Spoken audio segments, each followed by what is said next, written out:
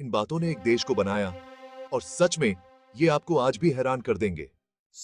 इस 15 अगस्त को जब सुबह की सुनहरी किरणें हमारे देश के सबसे खास जगहों को धीरे से रोशन करती हैं, तो आइए हम उस शानदार सफर पर रुककर सोचें जिसने हमें यहां तक पहुंचाया।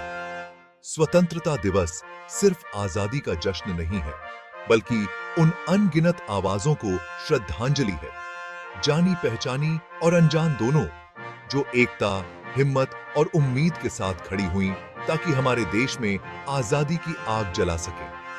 साबरमती आश्रम की पवित्र धरती से लेकर इंडिया गेट के ऐतिहासिक मेहराबों तक उनके सपनों और कुर्बानियों की गूंज आज भी हवा में है। आज जब हम उनकी विरासत का सम्मान कर रहे हैं, तो आइए भारत के सबसे महान नेताओं के 5 दमदार विचारों को फिर से देखें। वो बातें जो हमें आज भी प्रेरणा देती हैं, राह दिखाती हैं और हमें आजादी का असली मतलब याद दिलाती हैं। वह बदलाव बनो जो तुम दुनिया में देखना चाहते हो। महात्मा गांधी। तुम मुझे खून दो, मैं तुम्हें आजादी दूंगा। नेताजी सुभाष चंद्र बोस। वे मुझे मार सकते हैं, लेकिन वे मेरे विचारों को नहीं मार सकते। भगत सिंह।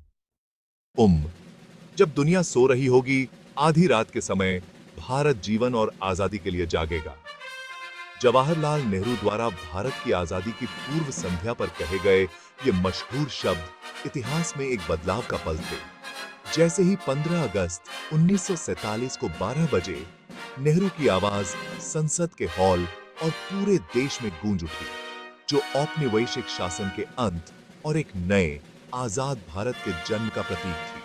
उनका भाषण, जिसे ट्रिस्ट विद डेस्टिनी के नाम से जाना जाता है, ने लाखों लोगों को प्रेरित किया, दिलों में उम्मीद और गर्व भर दिया।